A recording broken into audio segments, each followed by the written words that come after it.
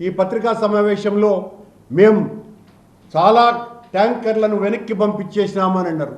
మా హయాములో 18 ట్యాంకర్లను పట్టుకొని ఆనాడున్నటువంటి ప్రామాణికతలకి సరిపోనటువంటి ట్యాంకర్లను మేము అంతకు పూర్వం తెలుగుదేశం ప్రభుత్వంలో చంద్రబాబు నాయుడు గారి ప్రభుత్వం కూడా 14 సార్లు రిజెక్ట్ కాబడ్డాయి అన్నటువంటి విషయాన్ని మరిచిపోతే ఎలా?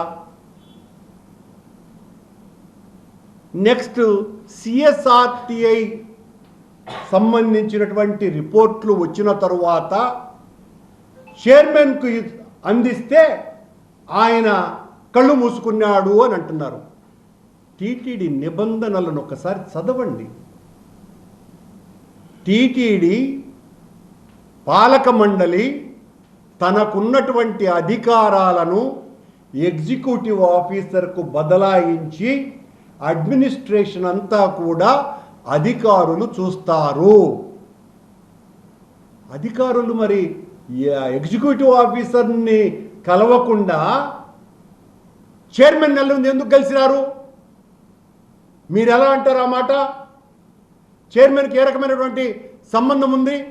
ఎగ్జిక్యూటివ్ అథారిటీ అంతా కూడా అధికారులదైనప్పుడు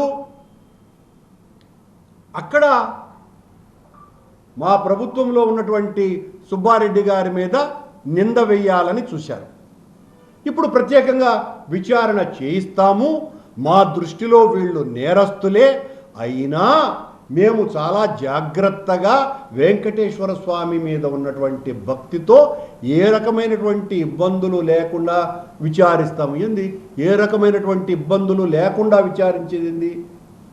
నేరస్తులైతే ఎవరినైనా కూడా తీవ్రంగా శిక్షించమనే కదా మేము మొదటి నుంచి అడుగుతున్నాం.